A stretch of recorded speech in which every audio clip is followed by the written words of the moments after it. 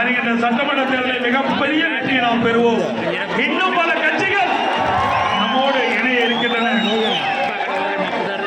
அனைத்து இந்திய அண்ணா திராவிட முன்னேற்ற கழக ஆட்சியில அறிவித்த எஸ் பி வேலுமணி அவர்கள் குறிப்பிட்டதை போல கோவை மேட்டுப்பாளையம் சிறப்பான சாலைகளை அமைத்து கொடுத்தார்.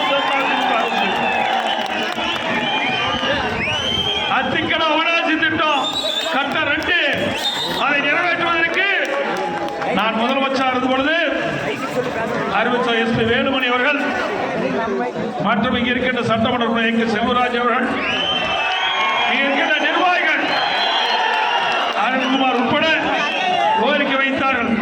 அவருடைய கோரிக்கையை ஏற்று விரிவான திட்ட அறிக்கை தயாரிக்கப்பட்டு அதுக்குண்டான எஸ்டிமேட் தயார் செய்யப்பட்டது.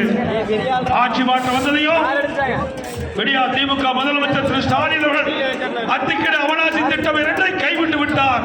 மீண்டும் உங்களுடைய துணையோடு அண்ணா திமுக ஆட்சிக்கு வந்தவுடன் அத்திக்கடை அவனாசி திட்டம் 2 நிறைவேற்றுகிறது. நான் ஒரு விவசாயி படுகின்ற துன்பங்கள், துயரங்கள், வேதனைகள் அத்தனையும் நன்கு உணர்ந்தவன்.